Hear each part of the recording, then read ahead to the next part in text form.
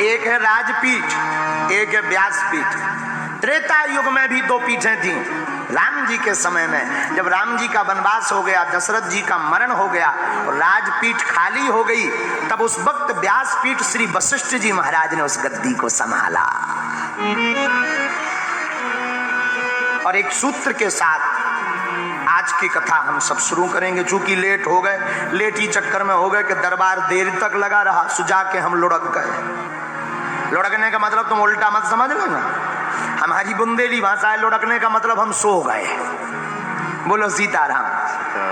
तो हमें बड़ी देर हो गई, लेकिन आज का एक सूत्र पागलो अपनी जिंदगी में तुम याद रखना और बड़ी ध्यान पूर्वक आज की बात को सुनकर जाना।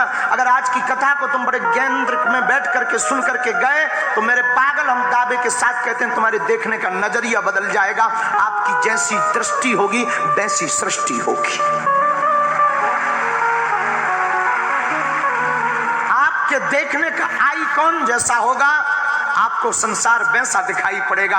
तुम पूरे जगत को काम में देखोगे तो पूरा जगत तुम्हें काम में दिखाई पड़ेगा, और तुम जगत को राम में देखोगे तो तुम्हें जगत राममय दिखाई पड़ेगा।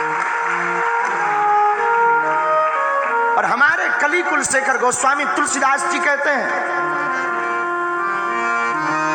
सब में राम नर ही नारायण है, सिया राम में सब जग जानी। सब में राम है। और मेरे पागलों, जिस दिन इंसान अपनी इंसानियत को पकड़ लेता है, सब में राम के दर्शन करता है, उस दिन इंसान इंसान बन जाता है।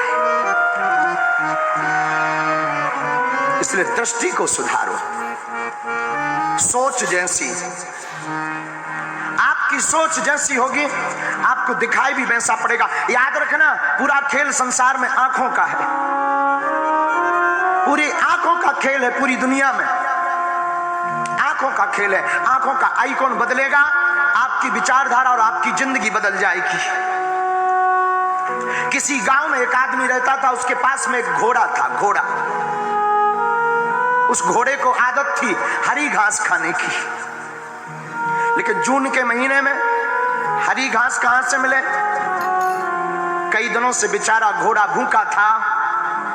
गांव में किसी पंडित जी का, महंत जी का आना हुआ तो वो घोड़े का मालिक दौड़ा दौड़ा दौड़ा दौड़ा महात्मा जी की कथा में गया।